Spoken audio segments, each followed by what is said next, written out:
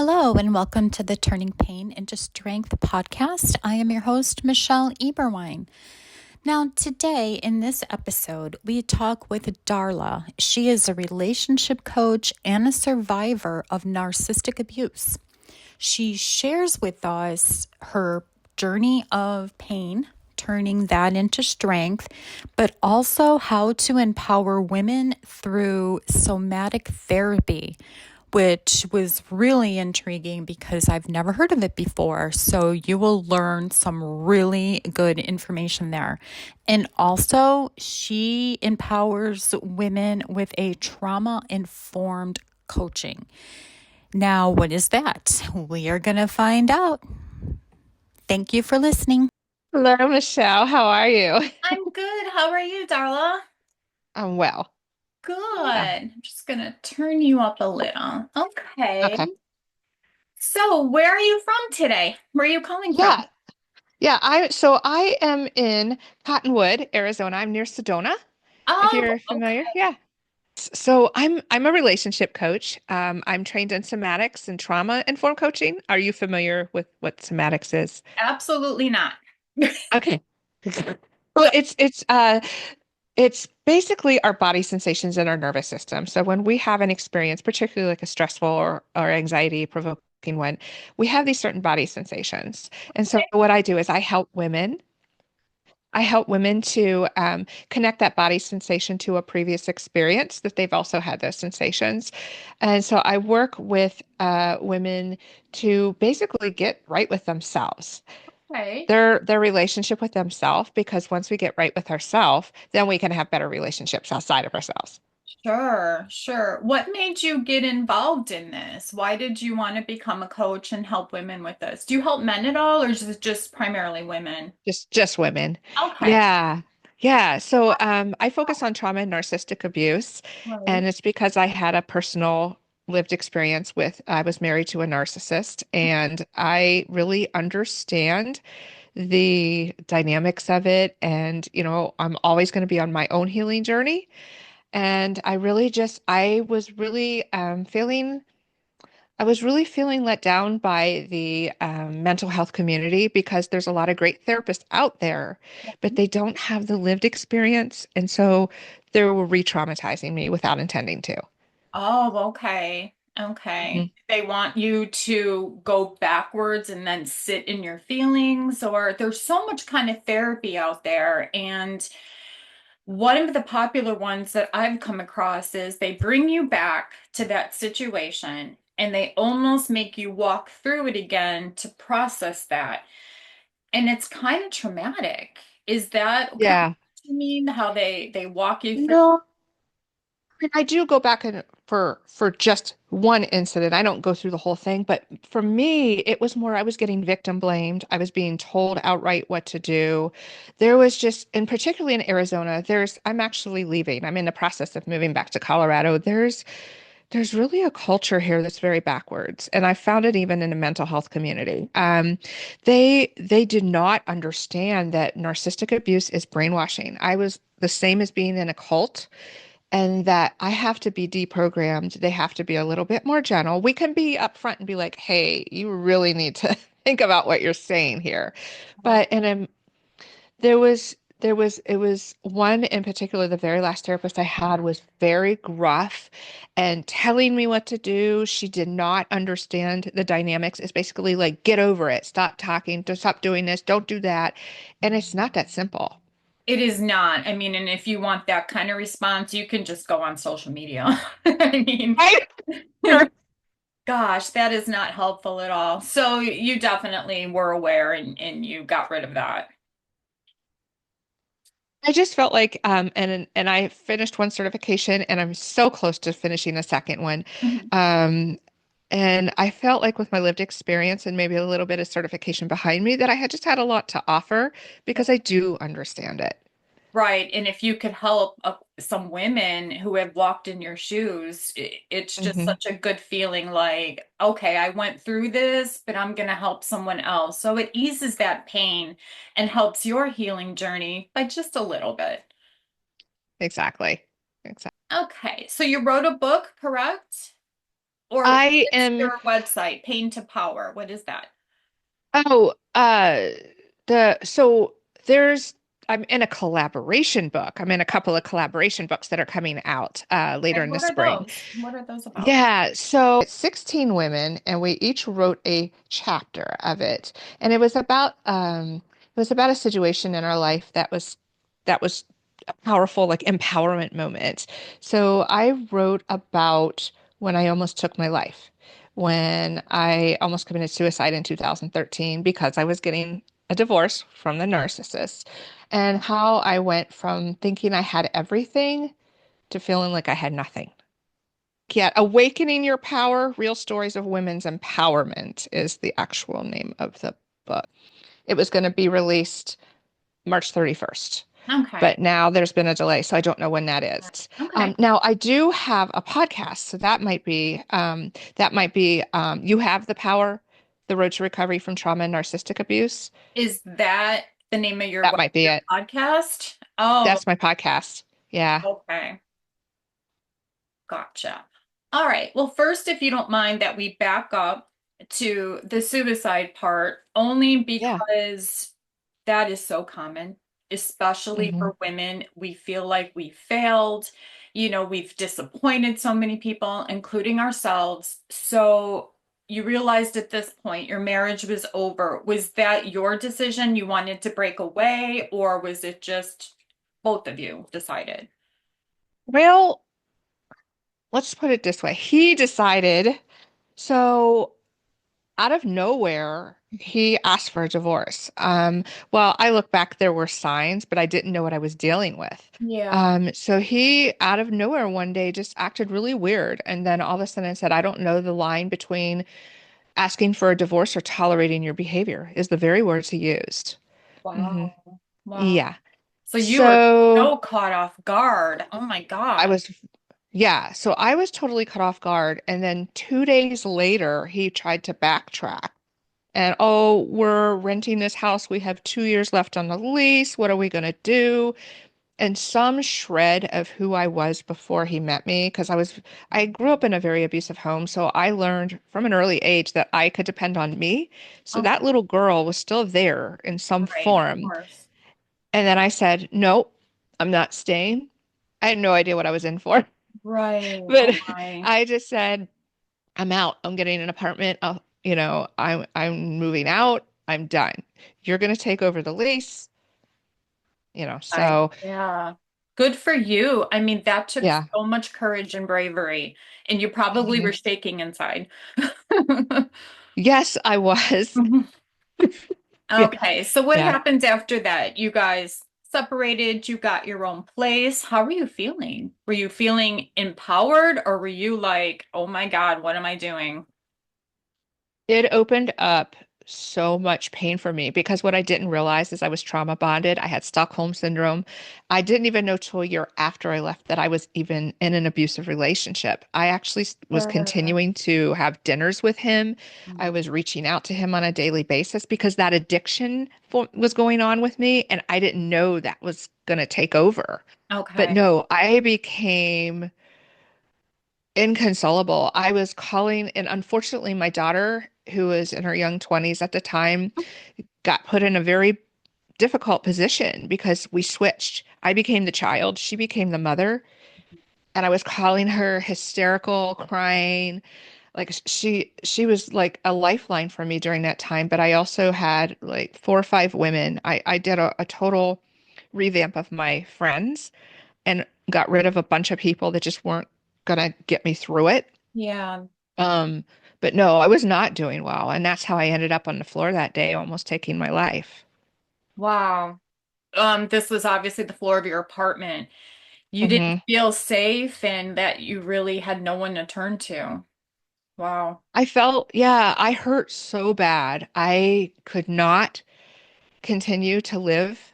that way, but I didn't know how to fix it. And it was one of those moments of surrender where I Mhm. had a spiritual center, I had a strong spiritual belief, and I just said, I don't know what to do. But if I'm not going to shoot myself today, you have to show me the way because I cannot continue to live like this. And that's when the counselor showed up. That's when I really started to ingratiate myself more into getting support. And the counselor's like, this is an abusive relationship. You need to stay away from him. I had a friend also who said, stop calling.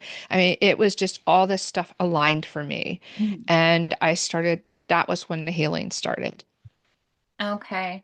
When you were at that darkest moment, I hope that was your darkest moment in the bathroom, Hmm. because we've all walked that path, most of us anyways. How did you walk out of that bathroom? Yeah. And I was actually in the living room. Oh, But I'm sorry. I thought you it, said the yeah, no, bathroom. it's okay. It doesn't, um, the only thing that really stopped me, to be honest, is that he was on a smear campaign and he was telling people I was crazy. And yes, I did crazy things, but those were instigated Sure, of by course. him. Yes. And I realized if I do this today, he's going to tell everybody, see, I told you she's crazy. And I'm not here to defend myself. And it wasn't my daughter. It wasn't any of that. It was, I'm not going to let this man win. Okay. Yeah. Great. Good for you. It was something, it was just that spark of something that you had to do. That's what I'm Hmm. always curious about. What made you put your pills down, your gun down, hanging your, I mean, there's just all those types, but I'm always curious, because I sat on my couch one night spinning my bottle of pain meds after I broke my back because the pain was just relentless and it brought so many complications to my body that I just couldn't do it anymore. And what I was putting my family through, I had an 8-year-old and a 10-year-old, and they just saw me barely being able to walk. And it's like, what am I doing to them? So I was like, everyone's going to be better if I'm not here because I'm just torturing them for my 1 year recovery. And, something sparks in your brain. And I even picked out their clothing, to wear. Oh, wow. I was just like, I'm going to do this. They're going to be okay. They've got their dad, and it's definitely not a moment you're proud of, but when I started talking about it, there's a connection to other women that have gone through this because aren't we supposed to be strong? We're supposed to be leading our family by example, and we're supposed to be these strong women. We're not supposed to break. We're not supposed to have those thoughts, Right. but we do, and it's okay because we have to lean on each other, and I had nobody to turn to. I just had my husband and my boys and, my mom and stuff, but you kind of draw that line on who you're going to let in. So, yeah, very difficult time. So I always wonder what made you or anyone stop, Hmm. and mine was my sister was pregnant. My sister was pregnant and I wanted to be there for the baby. So, I mean, it doesn't really matter what it is. Like, if you just, oh, I can't do this, I have to go feed my dog. It doesn't matter as long as you can stop and regroup. So, I mean, I'm so glad to hear that. And now you can share that part with others. Hmm. So, how did you walked away from that? What was the next thing you did? Um, Did you I really, call, like, get into therapy? Did you tell somebody? mhm. What did you do? That's when I met the counselor. I was seeing a spiritual counselor. I ran into her. So I was outside of Denver area and it's very, very much spiritual. And I was going to this store and she was there with a booth or something. They would have like days and where people would be there. And so I met her and Mhm. she really got me to understand that I had been in an abusive relationship. I ended up meeting another friend who we did a burning ceremony where I took pictures of him and burned them, and she beat the drum, and I got to say anything I wanted to say about him. Just kind of a cord cutting. We did some Reiki. So I did a lot of spiritual work during that time as well. But yeah, I started to really self-reflect, and I think that was like, I knew that I had grown up in a tumultuous home, but I don't think I really got it until then Yeah. how much it was really affecting my life. So you went through this whole you went to the spiritual place and you started going through this alternative healing, which is amazing, by the way. Mhm. I love that. So you learned all about that, and I'm sure she taught you about your nervous system throughout. No, actually. She Oh, didn't actually. Yeah, so the counselor, she more was intuitive and spiritual and talking about my internal personal development. So I didn't learn about the nervous system until last year. oh, Uh, okay. it was through a training with Caroline Strassen. Okay. And so in February, I decided that I wanted to get this certification. Mhm. I was still working at the time, and I started working on that. And the the course actually was not just about being a somatic coach. Mhm. It was also about healing within me. It Oh, was that's a good very one. focused.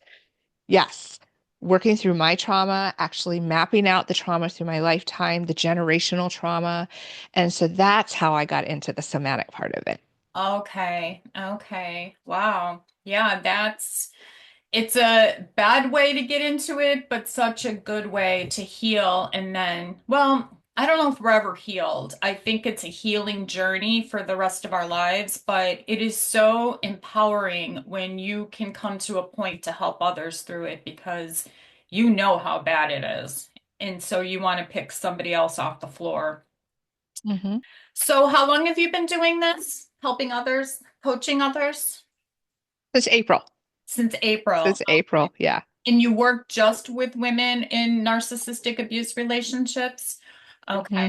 That is your, Just with women. yeah, absolutely. Well, trauma in general, because and my how is it I say how I bring women to me, attract them to me is, are you unhappy with your relationships? Because I know for me, I did not know I had been abused. I didn't know it was a narcissistic abuse.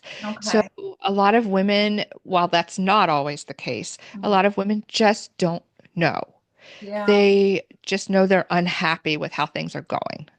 Okay. What are the top signs of narcissistic abuse that people don't know? I would say there's this love bomb, degrade, devalue cycle, which speeds up as time goes on. And so they usually come on really strong. Okay. They fast track the relationship. They become that white knight. Oh my God, this is what I've always hoped for. They're very attentive, they show up. Their act is very good. They show up very well and they seem perfect. But then what happens over time is they will start to devalue you, make snide comments, maybe not be as available as they were, less attentive. And then if you try to ask them about that,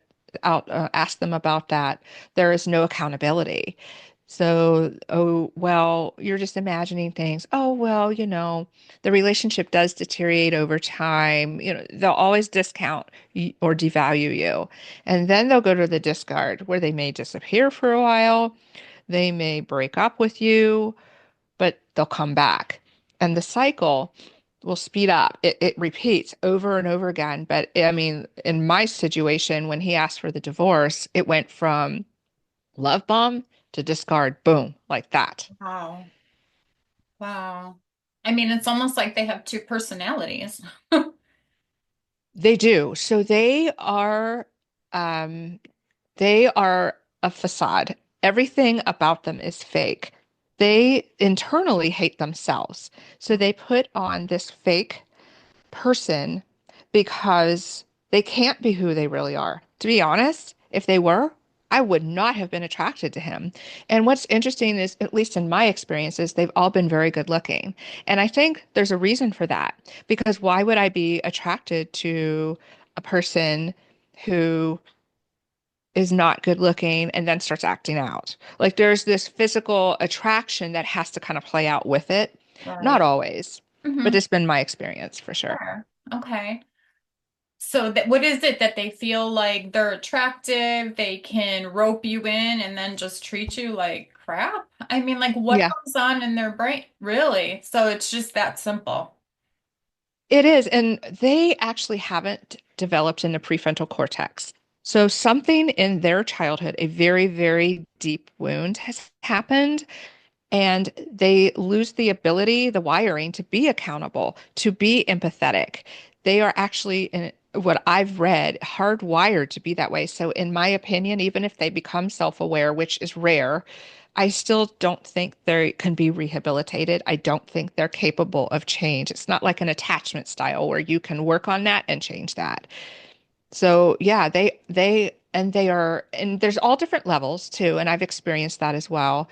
And Different levels. Okay. so different, How yeah. are you So a like, little narcissist versus a big narcissist? yeah. So the first one that I was involved in that I was married to, he was what was called malignant. And the malignants are way colder. Some can be sociopath, psychopath, and they are capable of violence. They are capable. I was stalked, so that's why I left Colorado. And Was this your they, first? Did you say your first husband?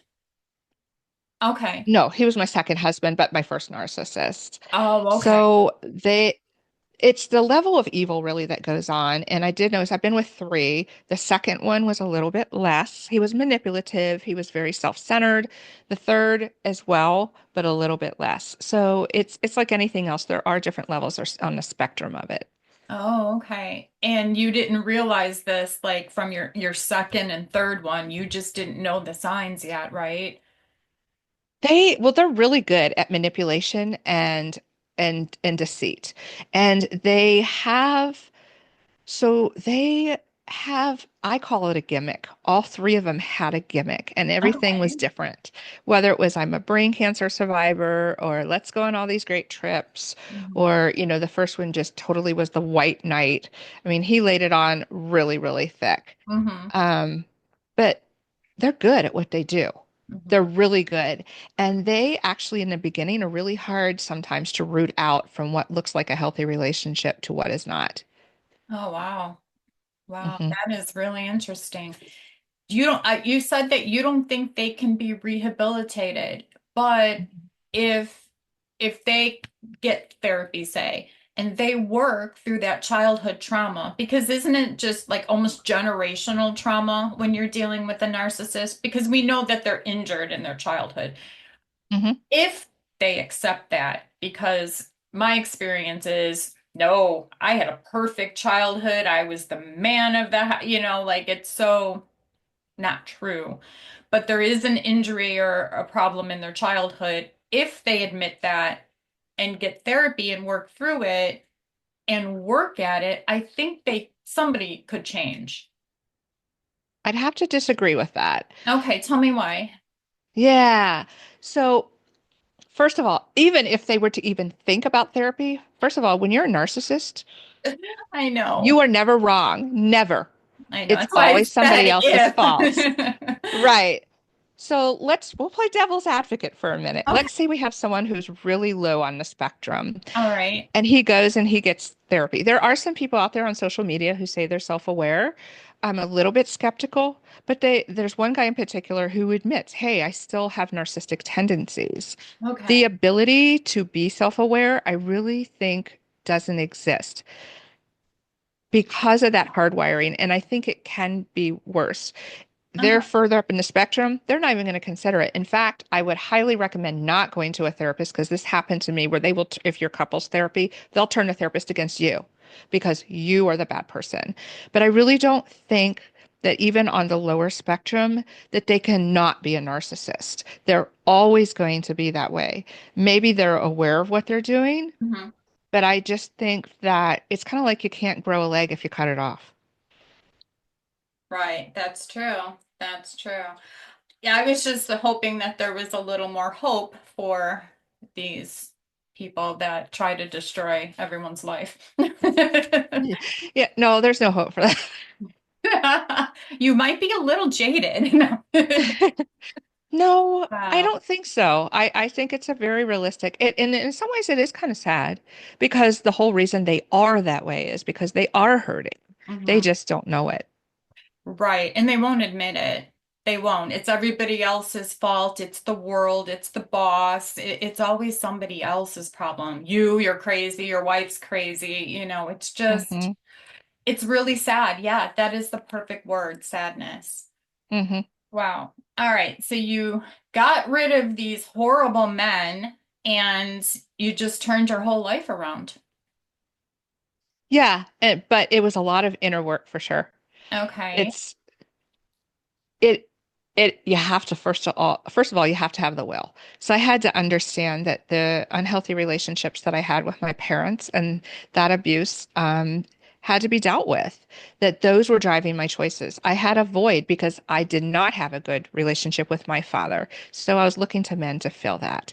Also, I had to really get straight with myself, and while my healing journey really began in 2013, the past year, it has intensified, and it's this past 2 months has intensified again. Okay. And part of it, yeah, part of it was I read a book by John Kim called Single on Purpose, I and his love whole books, prem, and everybody who reads these books, I write them down because I want to look at them.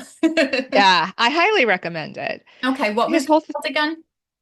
it's called Single on Purpose Single on Purpose. Okay. Because I like by to John. read what everyone else is reading Hmm. so I connect more? Okay. Single on Purpose. All right. This book was your book that helped. Yeah, it really was a game changer for me because it talked about in order for us to love ourselves, we can't be Pollyanna about it. We have to really know who we are. Do you Okay. even know who you are? And I realized I don't. I don't know who I am. So I started investing in myself, going on weekly dates. What is it I want? What is it I don't want? And so I decided that was the end of 2023. So 24, I said, this is my year of joy. I'm going to get rid of everything that isn't joyful for me, which Okay. is why I quit my job in April. Hmm. And then that gave me so much clarity that this year is my year of saying yes to me. Okay. Because now, last year was about this is what I don't want. This year is about what I do want. Oh, wow. So what is your big goal for this year? Yeah, a Or one lot. of them. One of your goals for this year. I'm looking at my vision board like, well, I'm in the process right now. One of the three things that is really big for me is I'm in the process of going home. I left Colorado because I was stalked in 2014, Hmm. and I went to Ouray for Thanksgiving in 24. Gosh, no, 23. It was 23. Okay. I'm all confused. Um, and I realized that why am I waiting until my ashes are going to be spread in Colorado? Why am I waiting until I'm dead to go home? He's controlling where I live, and he's not going to control me anymore. Okay. And I'm gonna go to a different city that's a little less crowded, but I've decided I'm in a process right now of working on that to go back home to Colorado. So that's one of my biggest goals. Okay. Um, yeah, of But is your stalker there? Has he moved on? Are you worried about that part? course. Okay. Yeah, I am. I Okay. am. Just to be totally transparent. Yes, he's still in Colorado. To my knowledge, he's in the Denver area still. And I have decided I'm not going to be silent. I Okay. have decided that I am going to live my life the way I want to, Mhm. because if I don't, he still controls me. Yeah. I use my real name. I don't hide under a pseudonym. I was gonna ask you that. I was Mhm, holding that question for the right mhm. spot. Like we can totally change and do audio only. I mean, there's so much that we can do, but you don't want to do that. No, I've been speaking out quite a bit. Okay. And my feeling is, if he chooses to do something and hurt me, the truth is still out there. It doesn't change the truth, and it only speaks to his character. And I would really hope that it doesn't come to that. Hmm. But should it, my purpose has been served. Yeah. It's Yeah. that simple. It is. It is that simple. And good for you. Really Hmm. good for you. And you wouldn't have been able to do that. years ago. I mean, now you're Not, a no. strong, empowered woman, and you're just not going to take any crap from him. You're correct about that. Yeah, even just 2 years ago, I wasn't capable of that. Right, right. No, that's an amazing story in itself. It really is because that again is another problem that women face. So it's nice that they're not alone and how you can help them with that. Now, are your parents still alive and back at home? No. No, both of them are dead, and Okay. I grew up in the East Coast, so they were from there. But Okay. Did you ever have a chance to talk to them about your childhood? Or did you just let really, it go? Okay. I wasn't in a place, I think, because they both passed before I went through that divorce Okay. with my second husband. So while I went a couple of years and didn't speak to my mom, and some of it was I didn't like the man that she married after my dad died. I had some discussions about that, but to be honest, I really didn't have that. I wasn't in that place that Mm-hmm. I would be now to confront her in a way I would do now to say what happened wasn't Yeah. right and we either need to fix it or I'm going to move on. Mm-hmm. Did did you ever deal with forgiveness throughout your journey yet? For me, about forgiveness for myself, I'll be For your honest, it's for your hard to parents swallow. or your mom, I mean. Yeah, Please for your mom. that no. Hmm. I really to be honest, no. I'm not there yet. I don't know if I ever will be. Yeah. Yeah. No, it's more important to fix yourself instead of going back into that. But I know that some women want to go back and deal Yes. with that. It's a closure for them and letting their Yeah. mom or dad know, like, hey, you didn't treat me so well back then. And usually it's a generational thing, but Yes, it is. yes, some women want to go back and deal with it, and some don't. They're like, nope, that was then, this is now. I am empowered. I'm a new person.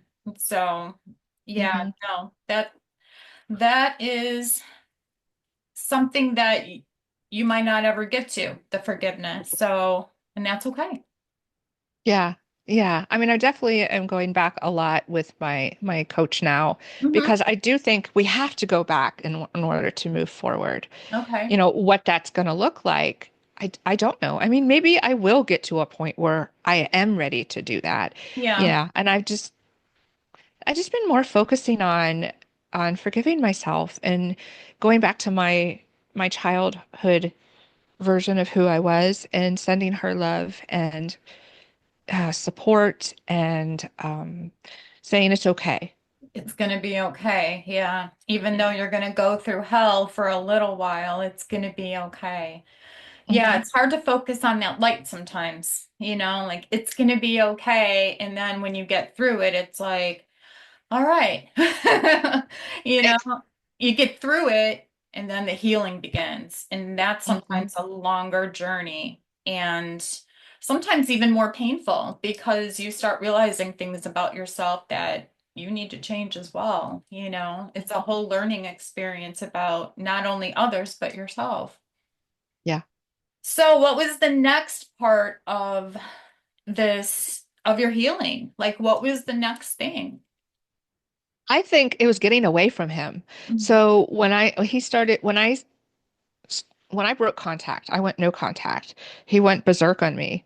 Oh, I wow. remember the day when I stopped responding to his text messages, and I got like within the hour that I drove to work, I got like five. It Hmm. was like and I really started to see for myself. I read The Gaslight Effect by I think Robin Stern, I think, Okay. and that was an eye opener for me too. I really started to accept and get out of that denial that what I was dealing with was very dangerous to me, my mental health, and I needed to get away from him. So I left and moved to New Mexico.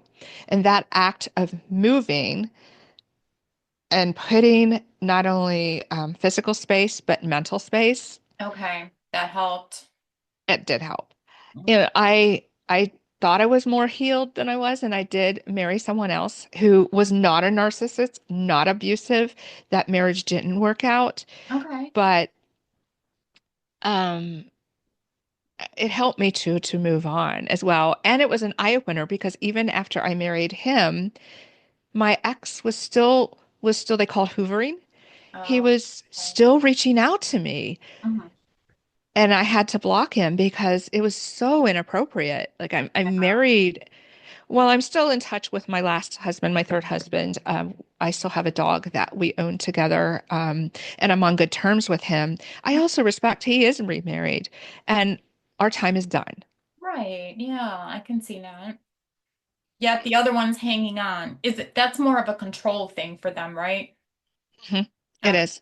And it's that they call it supply as well. So they like to keep women in their lives, and they are often sleeping with many women simultaneously and going from one person to the next. It's a lot easier to keep what you already have versus attracting more. And so it is a control thing as well. okay. Um, because if I walk away and I go no contact, now I'm in control. I have the power and he doesn't. Yeah. Well, why did these jerks get married? It's a good question. I don't know. I It's not a commitment thing for sure. Mhm. I will say that in my case, he financially abused me as well. And because I was married to him, I 100% trusted him Sure. and gave him my life savings. Mhm. Um, it was under the guise that we were going to invest in real estate. But yeah, I really don't understand why they do. I mean, it's such an ugly trait, an ugly personality. I'd be Mhm. mortified if someone said that about me. I would just, I don't even know. I'd be in therapy the next day, like change me immediately. I just Yeah. understand why they behave that way. It's just so unappealing, but they hide it. I forgot. They hide it really deeply until they have the conquest. hmm Wow. Okay. What is the first thing that you do when a woman comes to you after a situation like this? They're getting divorced from the narcissist. What is the first thing you do with them? What is the first step? Yeah. The first step is really just finding out what it is they want to work on. Okay. Um, Because they're what so what is it? broken when they come to you, I'm sure. Yeah. They're lost, been beaten down mentally, and they're just standing in front of you completely broken. What hmm do you say to them? Yeah. Yeah, it's more about what is going on. Mhm. What is it you want to work on?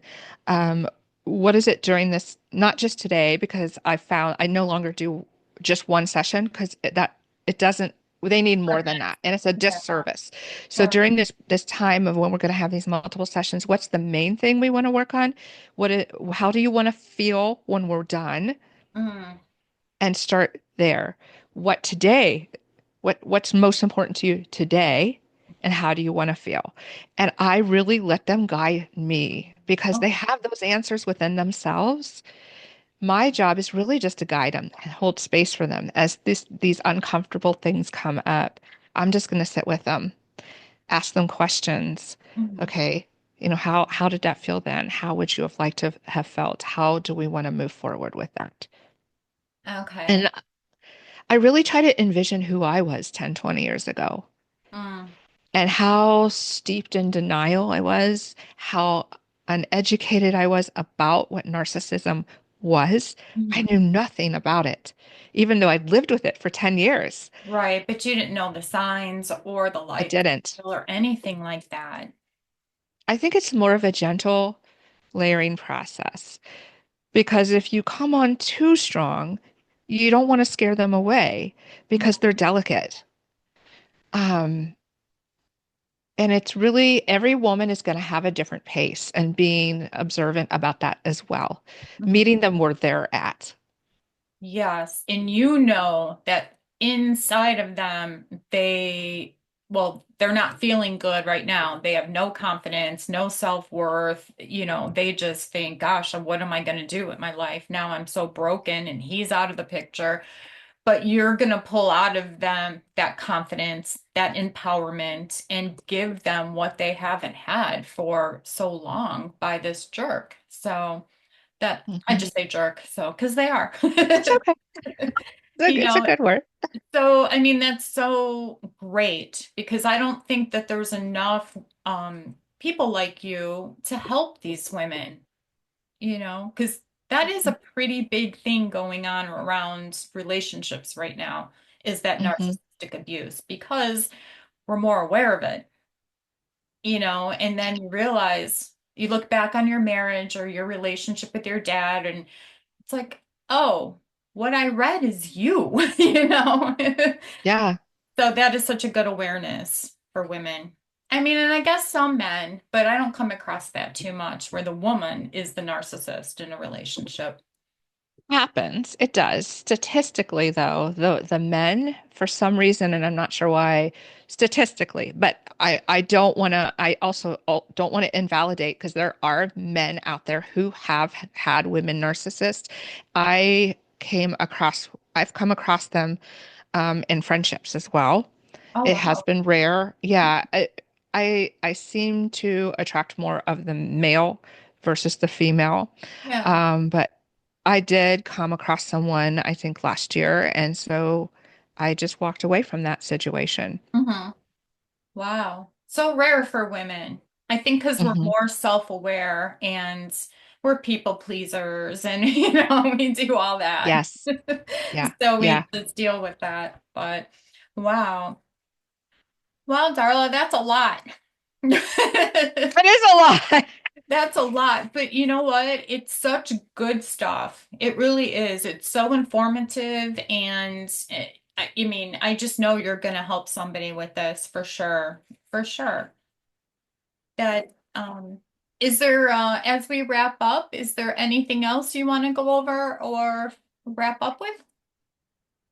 Yeah, I always like to say just be kind to yourself. I've been doing that a lot Mhm. with the decisions that I've made, because I made the best decision I could with who I was at the time. Sure. And I didn't have the knowledge and the confidence I have now. Mhm. And it's okay. I'm going to make more mistakes. I am not done Of doing those mistakes course. for sure. Of course. Yeah. So just be kind to yourself Hmm. wherever you are in your process, whether you're just beginning or you're a little further down. Always know that tomorrow you can start over and have another day one. Right. It's a new day tomorrow, and you don't have to spend another day unhappy. You can Yeah. start your healing journey today if you wanted to. Yeah. Where can women find you? What is you don't have a Yes. website you said yet? I do. Yeah. I Oh, have a website. what is your Uh-huh. website? So that's highvaluewoman.info. That's what I have. High value women. Uh, Info. dot info. Yeah, and I've got all my social media there. So I'm on like Instagram and Facebook, Awesome. YouTube. Hmm. Perfect. Well, Darla, it was so nice to meet you. And I am so glad that you are on this healing journey because you make the world a better place. You really do. Thank you. So we will keep in touch. Maybe let's do a follow-up in like 6 to 8 months and check in and see where we're at, if that's okay. I'd love to do that. All right, great. Well, you have a great rest of your week, and we'll check in soon. Thank you. So, what did you think of Darla's episode? I thought it was really interesting to learn how the body holds onto the unresolved emotional or traumatic experiences. So, it was really interesting how the somatic healing and therapy come into play. You will find all of Darla's contact information on my website, turningpainintostrength.com. And if you or somebody you know has turned their pain into strength, make sure they contact me. So thanks for listening, and please like and share. Thank you.